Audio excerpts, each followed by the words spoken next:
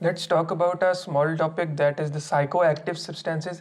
Psycho से हमें पता चल रहा है they are affecting the brain. Psychoactive stimulate brain के ऊपर अफेक्ट करें, उनका स्टिमुलेटिंग इफेक्ट है. मोस्टली हमें आते हैं recreational drugs.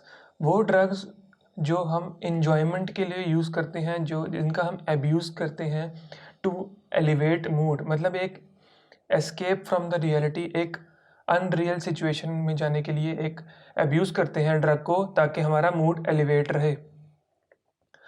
Mode of action in drugs का क्या है? अब हमने पढ़ा था कि एक न्यूरॉन से जब दूसरा न्यूरॉन साइनेप्स फॉर्म करता है तो यहाँ पे न्यूरोट्रांसमीटर्स प्रेजेंट होते हैं.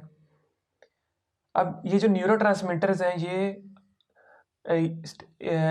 प्री साइनेप्टिक टर्मिनल से निकलते हैं और पोस्ट साइनेप्टिक टर्मिनल पे जाके अफेक्ट करते हैं, अगले न्यूरॉन को जाके स्टिमुलेट करते हैं. जो ये ड्रग्स हैं ये इन न्यूरोट्रांसमीटर्स को, इनकी एक्टिविटी को अफेक्ट कर रहे हैं. या तो वो ऐसा अफेक्ट देंगे कि न्यूरोट्रांसमीटर यहाँ पर ज़्यादा देर के लिए प्रेजेंट हो, वो अपटेक ना हो, उनकी मेटाबॉलिज्म ना हो, ताकि वो ज़्यादा क्वांटिटी में प्रेजेंट हो, ज़्यादा देर के लिए प्रेजेंट हो और वो अगले न्यूरॉन को बार बार स्टिमुलेट करते रहें. जब वो बार बार स्टिमुलेट करेंगे तो हमारे पास अगर हमारा न्यूरोट्रांसमीटर एलिवेट कर रहा है हमारा मूड, तो हमारा मूड एलिवेट रहेगा ज़्यादा देर तक और ज़्यादा उसकी कंसंट्रेशन भी ज़्यादा होगी, मतलब वो ज़्यादा मूड भी ज़्यादा एलिवेट होगा. सेरोटोनिन और डोपामिन दो वो न्यूरोट्रांसमीटर्स हैं जो मूड एलिवेशन का अफेक्ट कॉज कर रहे हैं. अब अगर यहाँ पे सेरोटोनिन प्रेजेंट है तो रिक्रिएशनल ड्रग्स मतलब ज़्यादा देर के लिए इसको यहाँ पे प्रेजेंट रखेंगी, उसकी अपटेक को कम कर देंगी ताकि वो मेटाबोलाइज ही ना हो. जब वो ज़्यादा देर तक प्रेजेंट है तो अगले न्यूरॉन को ज़्यादा स्टिमुलेट करेगा. जब वो ज़्यादा स्टिमुलेट होगा तो हमें एक वेल बीइंग का और एक हैप्पी फीलिंग का, एलिवेटेड मूड की फीलिंग हमें आएगी. तो इसको हम कहते हैं ये ड्रग का एब्यूज़ है. एक कोकेन की बात कर लें, एग्जांपल दी गई है. कोकेन जो है ब्लॉक्स रीअपटेक ऑफ डोपामीन की यहाँ से जो रीअपटेक होती है, जो वापस वो जा रहा है, उसकी कंसंट्रेशन जिससे कम हो रही है, वो रीअपटेक को कम कर देता है. जब उस रीअपटेक को ब्लॉक करेगा तो जाहिर बात है ये न्यूरोट्रांसमीटर जहाँ पे अपना इफेक्ट कॉज करते रहेंगे, इम्पल्सेस ज़्यादा होंगी और हमें ज़्यादा एलिवेटेड मूड मिलेगा.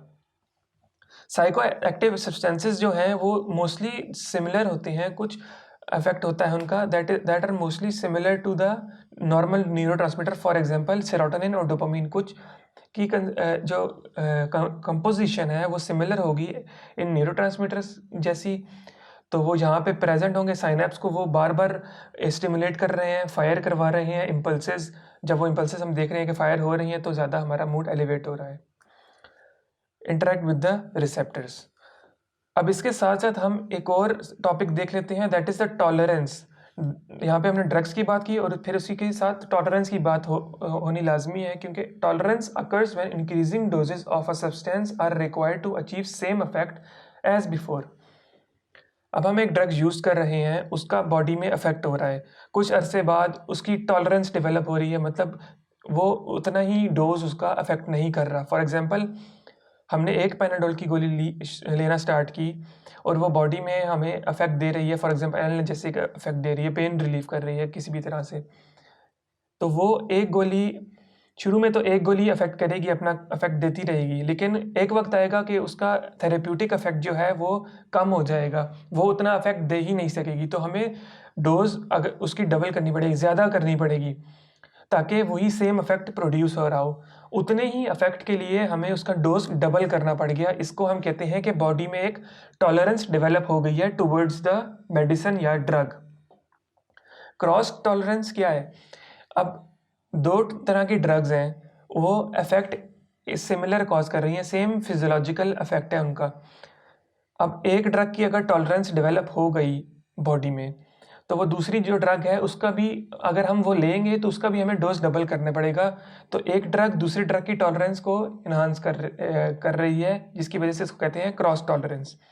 Tolerance can also occur due to number of receptors. अब मोड ऑफ एक्शन कह सकते हैं कि मतलब टॉलरेंस डेवलप क्यों हो रही है, क्योंकि नंबर ऑफ रिसेप्टर्स पे डिपेंड करता है. अगर नंबर ऑफ रिसेप्टर्स कम हो जाएं या डाउन रेगुलेट हो जाएं तो उस ड्रग का अफेक्ट थेरेप्यूटिक अफेक्ट रहेगा ही नहीं, या वो उससे उतना अफेक्ट स्टिमुलेट होंगे ही नहीं।